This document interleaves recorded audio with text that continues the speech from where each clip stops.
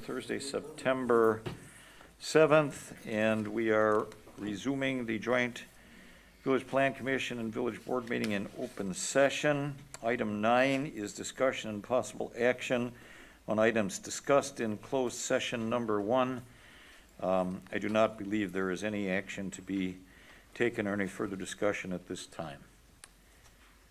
So hearing nothing further, we will move on then to item number 10 on our agenda. Mr. President? Yes. I'll be stepping out for items 10 through 13 this evening. Okay, let the record reflect that Trustee Durst stepped away at 7:01 p.m. Item 10 is hearing number 1. Notice is hereby given that a joint public hearing involving the Village of Waukesha Plan Commission and the Waukesha Village Board will be held on Thursday, September 10th, 2020, beginning at 6:30 p.m. at the Waukesha Village Hall located at W250 S3567 Center Road, Waukesha, Wisconsin, to hear proposed conditional use for petitioner Keith Nyman, agent for Verizon, located at Infinity Fields, W234 S3555 Les Paul Parkway, tax key WAKT 1352007, to construct a 190-foot monopole cell tower with 5-foot lightning rod above for the purposes of telecommunication services for Verizon Wireless and other wireless carriers / service providers in the market. This is Lot 7, Deerfield Estates, part of the Southeast 1/4, Town 6 North, Range 19 East. So item A is the resume the public hearing. This is the resumption of the public hearing that began a month ago. Sean, Planner Malarkey, are you going to kind of refocus or recenter us on where we were on this issue previously, and further indicated any additional information you might have? One other thing, just kind of a housekeeping thing. I believe that Plan Commission member Buchholz was not sitting on the Plan Commission at that point in time. I think the procedure we've used in the past, were you in the audience that evening, or have you reviewed any of the recording or anything of this? Then I think probably, and Attorney Macy can speak to it, I think it's appropriate for you to participate in it this evening. You agree? Okay, go ahead. Thank you, Mr. President. So just a quick recap. What's going on here is they're relocating an existing antenna that's located on a We Energy's WEPCO power line about 0.42 miles to the northeast to the Five Diamonds baseball complex site, Infinity Fields. ATC is eliminating all wireless communication antennas on their 345 kilovolt towers, and so that's the purpose of the relocation. They'd be building a new 190-foot monopole tower with a 5-foot lightning rod to be used by Verizon Wireless to start, but there's room for up to 4 additional communication service providers in the tower for 5 total separate antenna arrays. The monopole itself, I'm just going to switch to a drawing here, would be located in a 15 by 15 foot fenced compound, which is separate from the ground equipment, which is across the parking lot to the northeast. They're planning to initially build the 18 by 30 compound for the purpose of Verizon's ground equipment, but there's room for potential expansion for other providers in an additional 18-foot by 45-foot facility directly south of that. So when we adjourned the public hearing last meeting, the Plan Commission and Board requested additional information from the petitioner. The Plan Commission and Board requested additional information from the petitioner. And that included photos of several sample fenced and walled enclosures from which to sort of pick from or take a look through to see what might make the most sense for this site. Photos of brick or block samples with actual samples if possible. A letter from WEPCO/ATC confirming that they are comfortable with the placement of the new monopole at 5 Diamonds near their transmission line. So the proposed facilities are just west of the ATC WEPCO easement that's directly east of it. Some information regarding the galvanized monopole and potential paint options. And then finally, information from the property owner regarding current parking usage during peak times and possible areas for additional paved parking, if any. If it's determined that there's room for additional parking, a drawing should be submitted showing additional stall locations. And so the idea there is that the tower itself would not occupy any proposed spaces, or I'm sorry, the tower itself would occupy potentially 1 parking space. The new ground equipment would not occupy any parking spaces because it's located in a position where it's just asphalt, but the additional ground equipment for future providers may take up 5 spaces. So the idea was that up to 6 spaces may be missing from the parking lot, and so the Plan Commission Board was looking for a location for replacement of those parking spaces somewhere on site if possible. So the petitioner today has provided additional information regarding those items, and so I have those here and I can display them, but I would rather that the petitioner potentially go through each of those.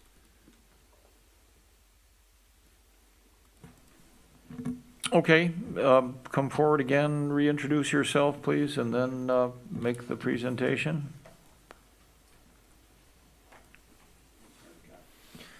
Where would you like to start, Claude? So, my name is Claude Krafjek. I'm an attorney with O'Neill, Cannon, Holman, DeYoung, and Lang, representing Diamond Communications. I gave a business card to the clerk, so she has all my information. I was here the last time, and we talked about this particular site, and there were 5 issues that we needed to follow through with. I'm going to start with the WEPCO letter. Okay. Is that all right, Pete, or Sean? So we have an email exchange from late August, early September, which has photos and diagrams between the WEPCO as well as ATC engineer and Mr. Nyman on behalf of Diamond.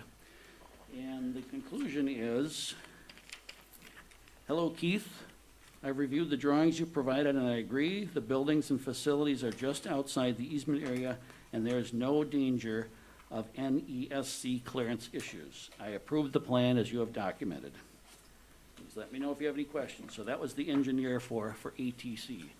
So Can I just ask you, what are NESC clearance issues, please? what does NESC stand for? National Electrical.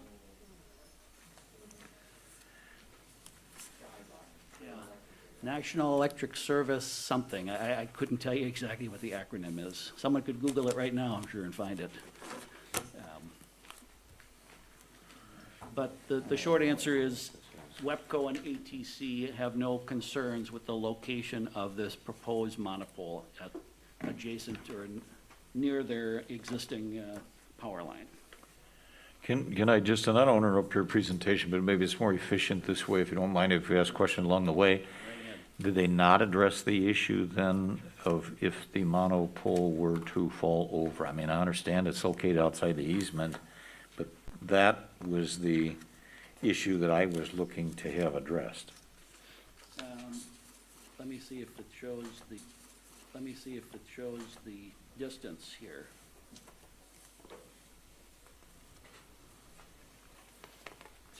Keith, does this show the distance on this diagram?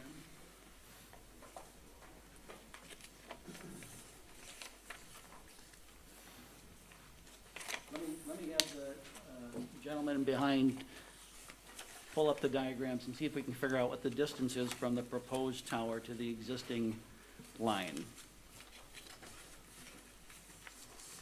How about if we put that one aside and we'll come back to that. Okay? All right. Keith, in the meantime, we can pull up some plans here. All right, next, you had asked for some examples of a painted monopole and a galvanized monopole. And we have provided a photograph of that. I'm sorry if I'm making you jump around, Sean. No, that's okay, I'll find it. These are both located nearby, one in Oconomowoc, one in Exonia. We show a blue-painted monopole it's located in Exonia, and a galvanized one that's located in Oconomowoc. One of the conditions I noted of the CUP that we saw this afternoon is that the antenna facility themselves should match the pole. To do that, the galvanized would work better. As you can see, the antenna facility at Exonia does not match the tower, the color of the tower. Personally and professionally, the industry maintains that the galvanized is much less visible, although it's impossible to hide a 195-foot tower. So we don't think that the blue blends in any better with the background. We think the galvanized blends in better, but we're willing to do whichever you prefer. Just note that the monopole comes from the factory as a galvanized pole. So a blue pole would have to be painted and would have to be maintained over the years, and certainly we would maintain it. But as you know, paint chips, paint cracks, and galvanized eliminates that issue. So we're happy to go either way, but our preference is to use the galvanized monopole and not paint it. Do you have questions on that? What's the life expectancy on the paint if you use the paint? I mean, do you have any known schedule for maintenance? I couldn't tell you off the top of my head.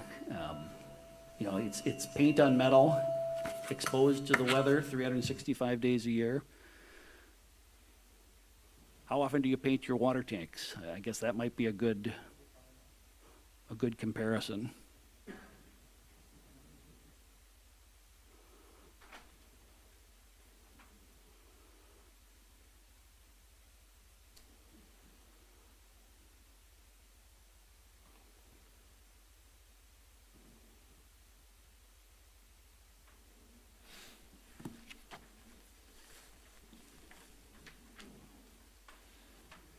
And if you want to leave this up to Mr. Malarkey to decide with us, that's fine with us too.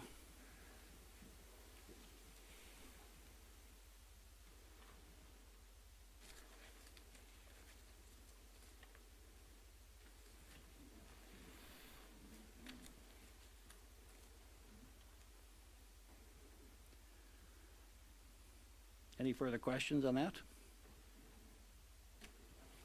Okay.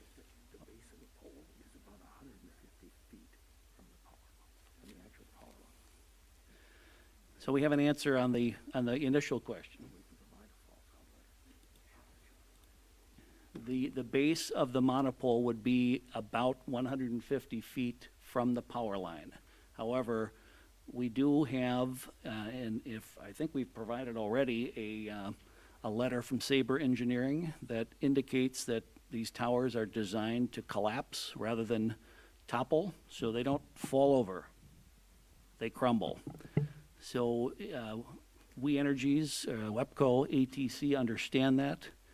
In fact, they have many monopoles, freestanding monopoles that are much closer to their power lines, and they don't have a concern with this.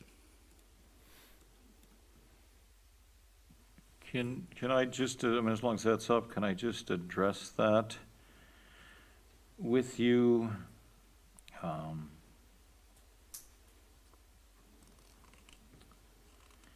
And I'm looking at, and again, this is kind of on the fly, but that email string communication that you sent out to us. Yep.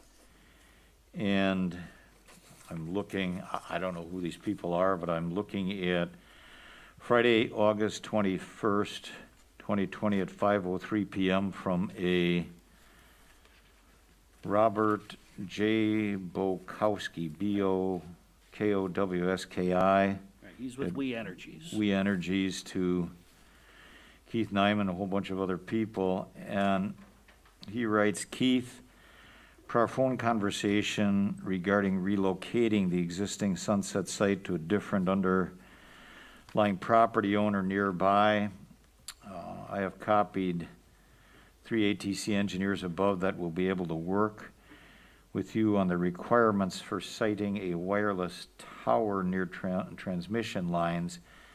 And then he says, Matt, Tony, and Mark, maybe those are the 3 ATC engineers, Correct. please assist Keith from Horizon in what he will need to provide you regarding the distances to be from your transmission lines. He says, I believe Verizon is not intending to be within your easement area, Which is but also just correct. adjacent to the easement area. So the thing that concerns me and what prompted the question last time you were here is not that, never the question that you're constructing in the easement area, but it puts it right in here, distances to your transmission lines, and I don't see that anybody has addressed that. What am I missing? Well, they've given them the plans. If you follow through the email string, the ATC engineers did review the plans. They see where the proposed tower is or the monopole is proposed to be located. So they understand the distance issue. And they've said, I understand, but the question is, and I know you're saying this won't fall over, it's gonna collapse. And I'm not trying to disparage you, but that's a interesting engineering principle to me. If this were to topple over, does it hit the transmission lines? And I think the answer appears to be yes. and I guess, the answer to that is, We Energies has many of these facilities located within their easement areas. So if We Energies and ATC are not concerned about this, I'm puzzled as to why the village would be. My name is Jess Likesky. I'm with Diamond Communications. I'm the Senior Vice President of Tower Operations. We buy our towers from a company called Sabre Industries, located in Sioux Falls, South Dakota. They engineer towers every day, thousands. And these towers are actually designed. You think they're going to fall, they're not. You can see many pictures of towers that have been hit by tornadoes, by high winds, by hurricanes, and you will see that the monopoles tend to break somewhere up in the middle of that section. They never break off the foundation. That's the strongest part of the tower. So what happens is it collapses like this. And we can actually have towers engineered to collapse like this. Sabre does it all the time. We have many locations where they have fault zone requirements, where the tower is too close, and we can engineer the tower to collapse. We can provide letters, we can provide engineering studies, we can provide you anything you want, but these towers do not fall like a tree. So is this tower you're proposing, is it being engineered to, as you use the word, collapse? What you're really telling me is it's gonna break off higher. Correct. I wouldn't They call don't that break. collapse. They don't break. You're not talking about the top of the tower breaking off and falling on the ground. It's metal. It bends. That's what happens. And that's the way they're designed. And Sean, I don't know if we provided you with an engineering letter. If not, we certainly can. Okay. It is an issue, and just to be clear, Webco just permitted a tower in New Berlin, 30 foot from their tower, from their power line. Okay. In fact, if you would look back at the WEPCO letter that we included with our application and we discussed at the last meeting, they in fact invited us to try to figure out a site within their easement area for a new monopole. And they've invited all of the carriers who are being essentially kicked off the transmission towers. If they can work out a facility that makes sense on the easement area, WEPCO's and ETC are willing to entertain that. So the bottom line is there's just not a concern from WEPCO's standpoint about the tower being 150, the base of the tower being 150 feet. I'm looking as we're talking here at the Wisconsin statutes, and I'm trying to pinpoint the provision. I guess for a minute, let's move on. I guess I beat that enough. The only thing I'm doing, you presented this tonight. I saw it 15 minutes ago. And I see a thing from a Robert Bukowski from We Energies that basically says he will need to provide you regarding the distances to be from your transmission lines. And Yeah. I'm not making it up, I'm reading Well, his I don't see how that's damning. I mean, that's what It he's what? asked. Well, how does that hurt us? Well, why would this gentleman from We Energies have any interest in that whatsoever? Why would he even raise the question? That's what we asked him. We asked him if we could get WEPCO and ATC to sign off on the location of this facility. And we wouldn't have asked him if it was a mile away. We asked him because it was in relatively close proximity. This is Keith Nyman. He can maybe address this. Okay, Keith Nyman, Diamond Communications. Robert Bukowski, Bob, handles the decommissioning of these power towers. That line you see right there is the outer line of the power line that they've been provided in the email, along with multiple attachments. Bob facilitated who I needed to speak with over at American Transmission.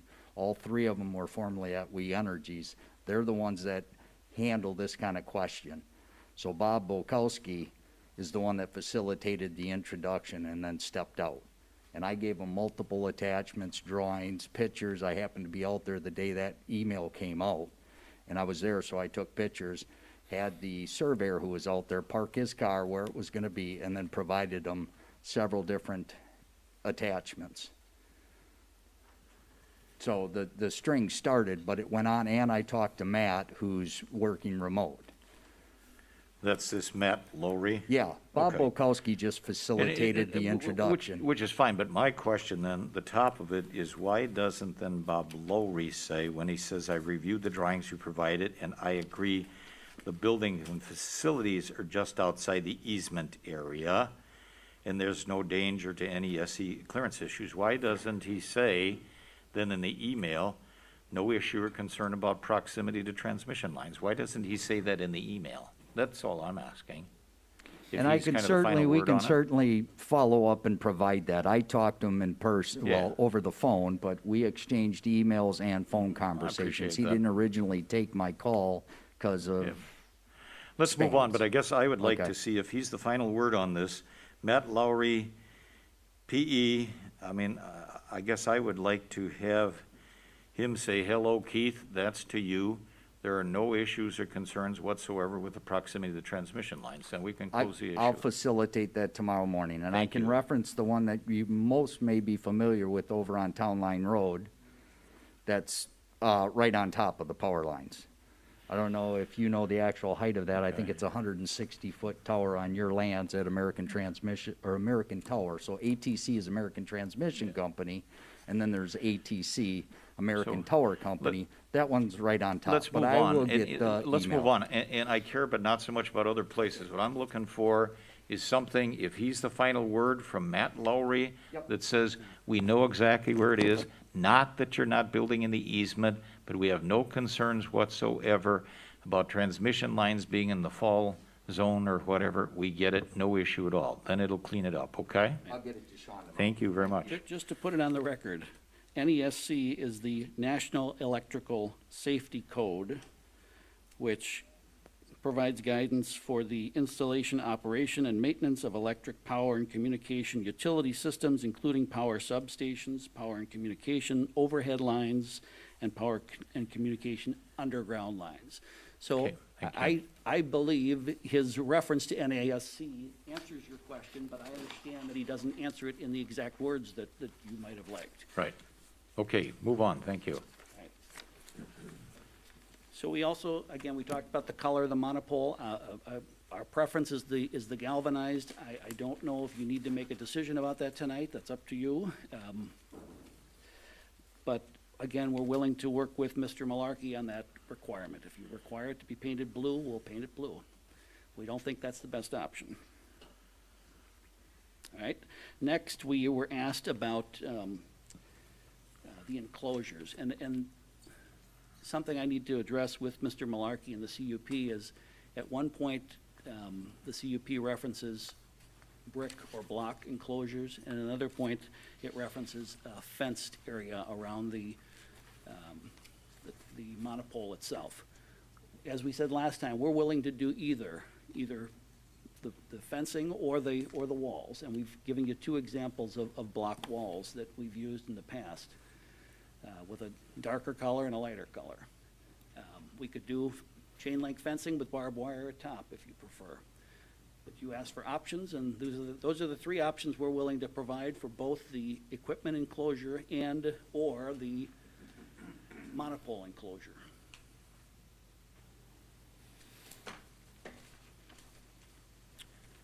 And I think we have samples of those items. Want to bring them up, Jess?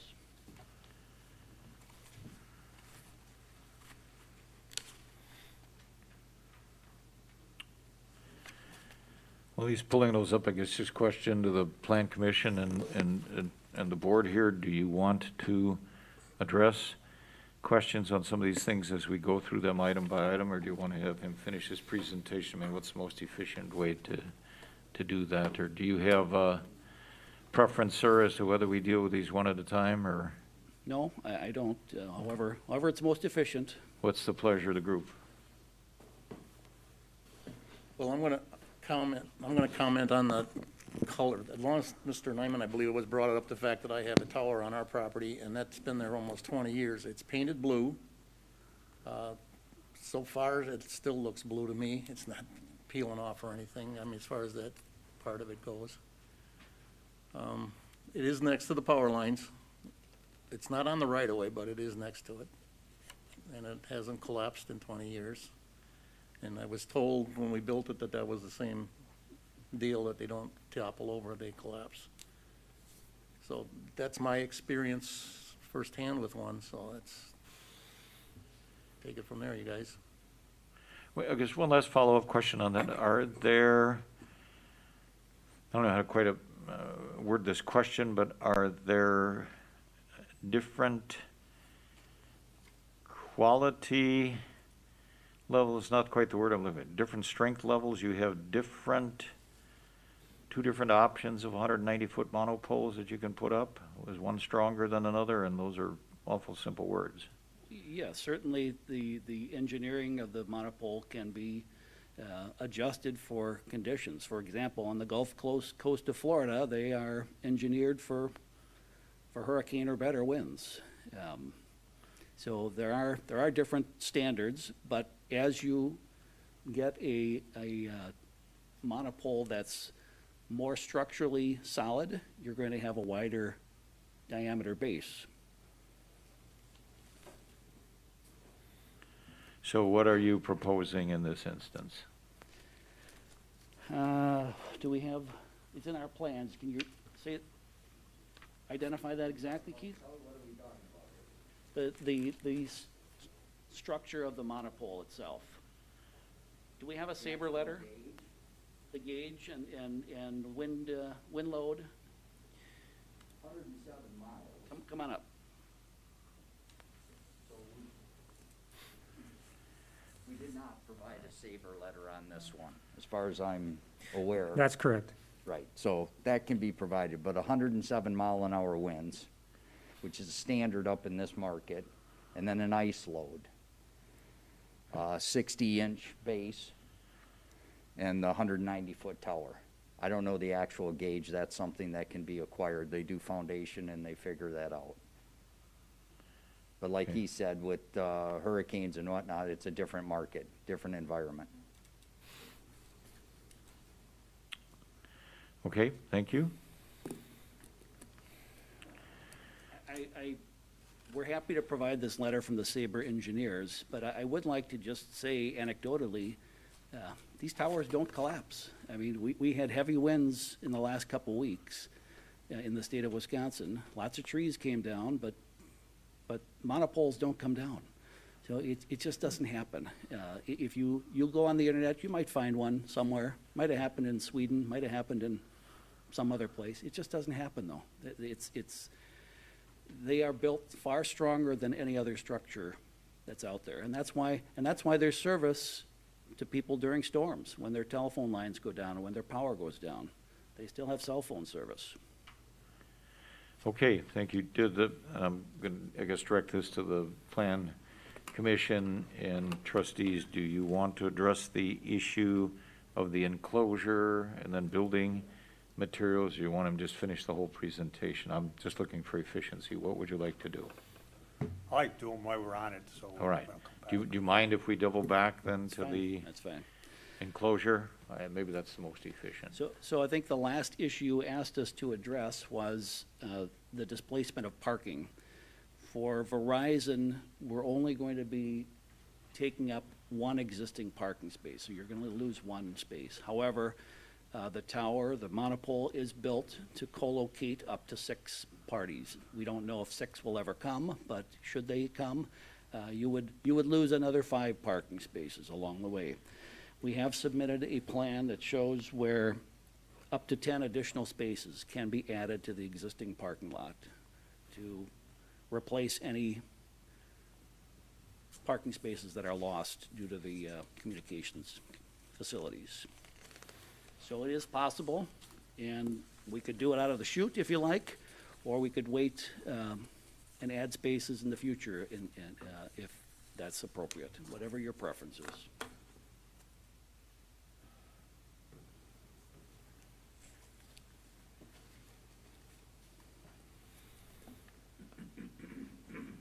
From my standpoint, I think if you're gonna do that, you'd have to add the stalls as you take them away from the existing facility.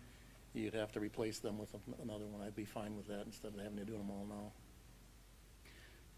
That would be fine with us, because again, there may never be up to 6 carriers here. If they get 3, that would be a good day. But who knows what the future holds. Is, on the drawing you've provided here, is this what you're referring to as the Guys, come on up. 9-foot by 150-foot overgrown, quote, gravel, unquote, area to be paved and striped? Is that what you're talking about? So there's 2 different areas here. Yeah. There's the one, if we're gonna do it as it comes, there's, in the center here, the 11 by 40 area, there's already some asphalt covered area that's not striped, that's, would meet the guidelines for 4 stalls by being striped. So if we're gonna, paint them and build them as we go, there's 4 right there. But the original, I worked with Sean here, we said, didn't want to put it up towards the access area just for safety and security purposes. So we proposed, it's grass now, but it was gravel down there. And I know you need a finished surface, so we proposed, based on parallel parking, 9 by 25, which comes to the 9 by 150 for 6 stalls. But the question is, and Sean and I haven't really gone into this, is the 4 stalls that are actually existing if they're painted. So right there, there's an elimination of the need for 6 new stalls. Is that, though, and I don't know how that was originally proposed or what or not, but I mean, can people drive through there now so they don't have to go the long, long distance all the way to the end of the stalls or that type of thing? I mean, does that serve a useful purpose that people could basically go through there, either going northwest or southeast, so they wouldn't have to go to the entire length of those stalls? What they do is, I'm gonna just come up here. Typically, what they're doing here is they're coming and going this way, or they're down here coming this way. This just sits between some, existing trees. What happened is, and Greg's here too, for some reason, they put this isn't culvert, there's nothing there, they put the concrete between them, so, for drainage or whatnot, so those have just remained unutilized. It's not a cut through, it's not utilized. You can still get your 4 stalls by foot right here, that's still there, they don't use it. It's not cut through, it's not utilized, when I've been there, Greg can speak to it. So I just went out there and kind of looked at the layout all the way down this way too, just trying to find 6 stalls. I was told they're not there, but right there I found 4. And that would, Sean, you kind of counted and looked aerial, I just threw it out there, just because it's there and it's dead space. If not, this is what we were originally proposing. We talked about up at the entryway or down there, and we came, it'd be safer to have them down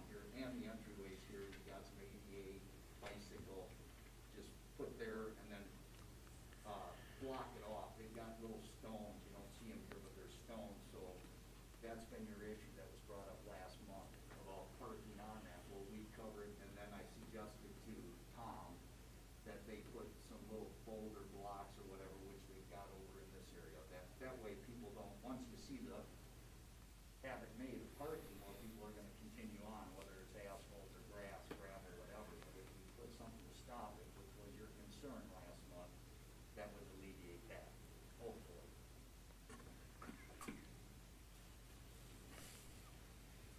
Sean, I got a question for that. If we do it that way, is that gonna, how does that affect their landscaping points on Five Diamonds? And does that change any of that, or is that okay with that? I haven't taken a closer look, but I don't think there's any existing landscaping.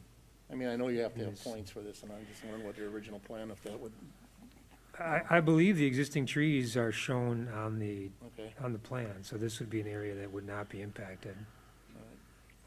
And I've got multiple pictures, I've actually got some on my phone, but that, when you look at aerial, which is time dated, it looks like it was gravel, but now grass has grown through it. That's all gravel area there.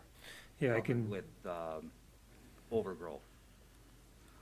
it's basically this area here. Okay, that's a better picture, it gives you a better idea, I think. Maybe Greg could help us with it, but don't people typically, many cars park off of the asphalt there, and aren't a lot of them almost parked perpendicular or almost more facing toward the bypass? I mean, when I go by there, I think I see a lot of cars off the asphalt, don't I? Not a lot, some.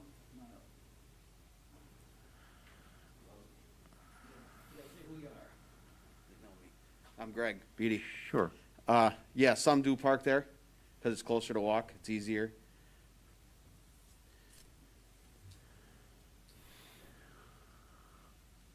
So they park off the asphalt there, and a lot of it, I mean, they're onto the lawn or the grass area. They park there, not because there's not sufficient parking, but they just decide to park there because it's a shorter distance in. Is that it? Yep. That's not employees or anything or not, or whatever? No. And it's not posted for them not to park there, they just do it? No. They literally try to go anywhere they can to get closer. They don't like to walk. Okay.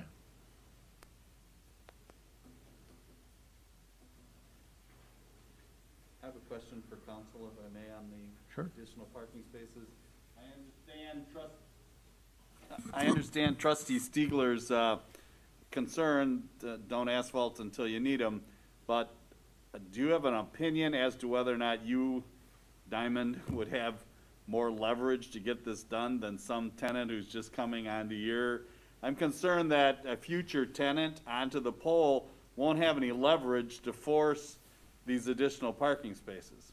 Do you understand my question, council, and? Yeah, so let me address that.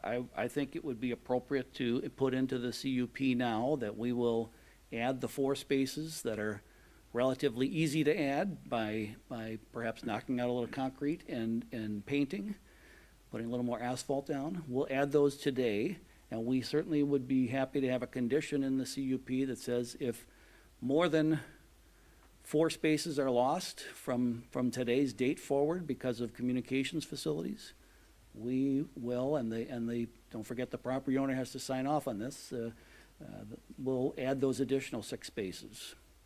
So I think that addresses that concern. There's your leverage. You're not gonna issue a permit to, AT&T or T-Mobile or whoever comes down the road next, without making sure there's compliance with this. Well, that was a good question, because now, do they have to come in and apply for a permit to go on that tower, or can they just come in and do it? And if that's the case, then there's really no leverage for us to enforce that. If they don't, they can just come in and put their. I think the planner wants to answer that question. I do. It's different in different communities, but in the village of Waukesha, we require that even non-substantial modifications require it to come in front of the plan commission and board. So Okay. that would have to happen here. In addition, they would be, Let me clarify that. That's a site plan and plan of operation approval. It's not a CU approval.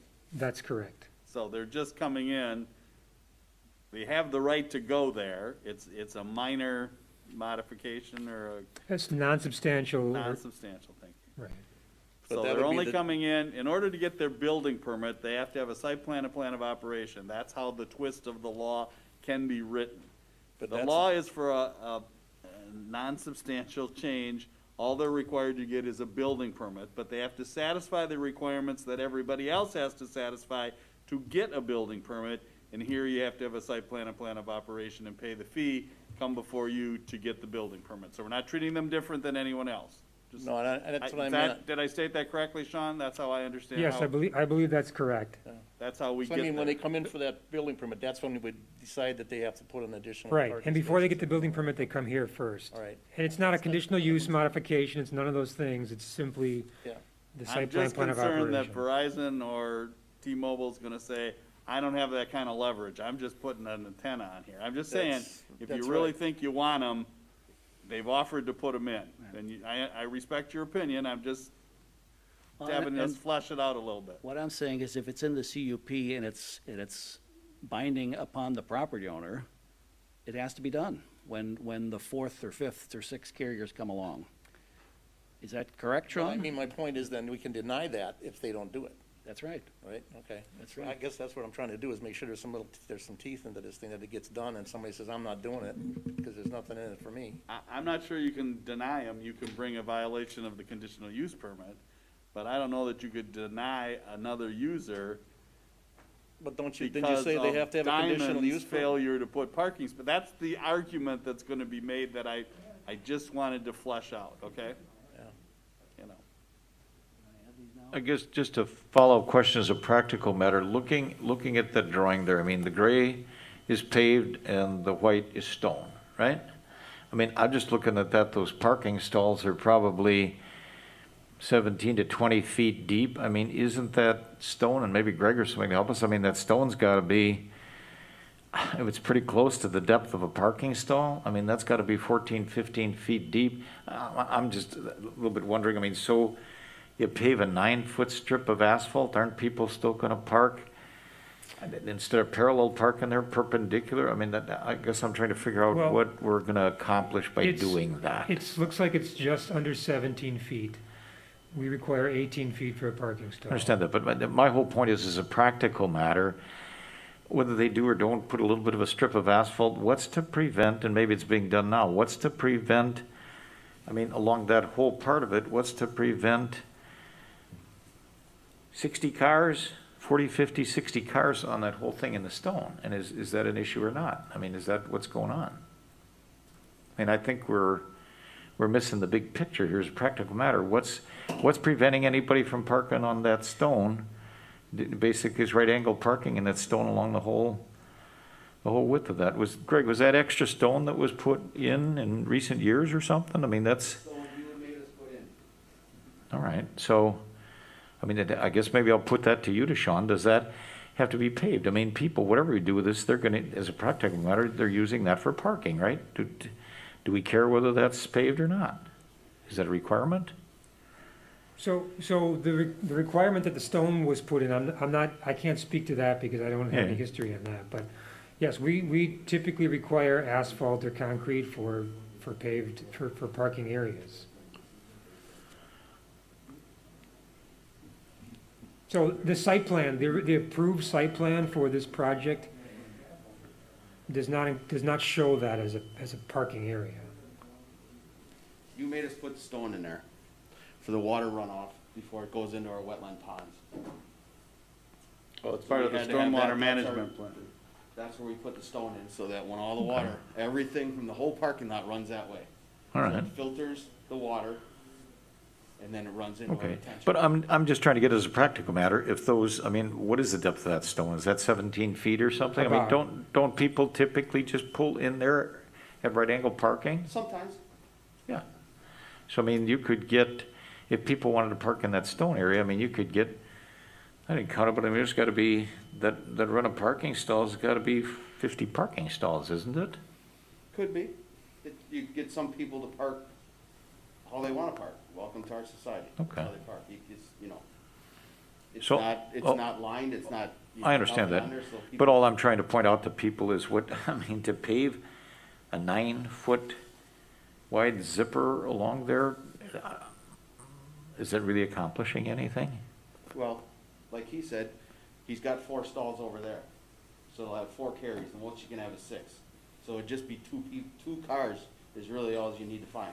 Because if you got 4 here, you only gotta find 2. So if we just do the 4, we should be okay over there. Worry about the 2 when we come back.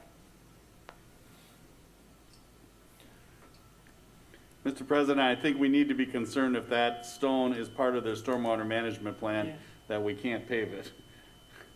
You know, Yeah. I think that's where you're going. is that- Or shouldn't be parking in there? All I'm saying is, I think we're getting lost on that issue a bit. I mean, it comes about now. Is that area appropriate to be used for parking or not? I mean, that's the bigger question, isn't it?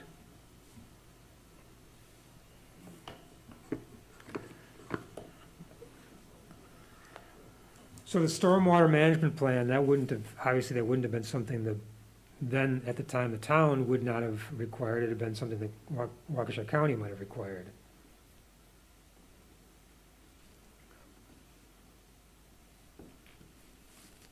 I have not seen the stormwater management plan for this, for the site. May I ask trustee Stiegler to repeat what his recommendation was? Well, the point was, they brought it up about they would pave, you know, so many spots as they got new tenants put on there, and I guess that was my concern, not concern, but I think that there's no reason to pave them now if there's nobody there yet. So where they come up with the stalls, I guess, is irrelevant. I'm just trying to keep them, I'm not trying to keep them, but I guess they have a site plan of operation here with this many stalls for the facilities they have. Now, if we start taking them away, now they're not in compliance with their original, you know, site plan of operation. So I'm just trying to keep everybody on the up and up here uneven, but if you think that parking out on the gravel is sufficient, I mean, they're doing it already anyway, I don't know how you're gonna stop it. Let's just start putting boulders along there, but that kind of eliminates the, you know, the amount of people they have parking there. And if they find more stalls down here, we're listening, I guess. I don't know. I'm not saying that they can't do this. I'm just trying to get everybody on the same page here, and we keep everybody in compliance. My concern is, hearing recently about the stormwater management, that this was a requirement of the original development. I think we need to find out if that was a requirement, because then we shouldn't be paving over it. If the whole parking lot is graded to take the water and have it filtered in that area, it should never be paved then. Could I make a Unless it's some kind of a different surface that allows that water to go through other than stone. Could I make a Blacktop suggestion won't do here? it. Could I make a suggestion? We are happy to take this off the plan, the proposed 6 spaces. You know, your issue with should people park there or not is going to be an issue regardless of whether Diamond's here, I guess. So my understanding is they're parking there today. So if the village wants to impose something there, they could impose something to prevent parking. But if we add 4 spaces today, we are very comfortable limiting the number of co-locators to 3. So there wouldn't be more than 4 carriers on this monopole. If that's a solution that you find palatable, we're happy to do that. Frankly, we think the odds of getting a 5th or 6th carrier on this pole are very slim anyway. So that would resolve the issue of, we don't have to worry about the stormwater management, we don't have to worry about the gravel, because we're not gonna do anything over there. We're just gonna add the 4 spaces shown at the other location, which will accommodate Verizon and 3 other carriers coming along in the future. And just for clarification, our ordinance requires at least 3 additional carriers, so the ordinance requires up to total of 4 for a new So tower. we can comply with that. This tower is physically capable of handling 6, but we can limit it today to 4. That's fine. Now, when you talked about the parking spots, is that taking into consideration that there will be a fence around the pole? Because at the last meeting, that was still a matter of discussion. I guess you were recommending that if fencing really wasn't necessary. We had some concerns. Yeah, I mean, again, we are happy to do what the village wants us to do. Frankly, we don't think the fence is necessary around the pole itself. We're happy to build a fence, we're happy to build a wall, whatever you Does prefer. that impact the parking, though? No, it won't Okay. impact the parking. It would be built on our 15 by 15 parcel for the pole, and then the parcel for the base station is 18 by 30, I believe, yeah.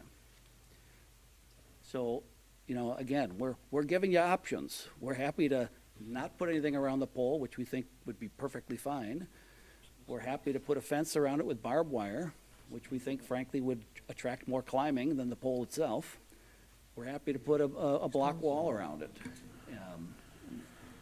Just let us know what direction you'd like us to go.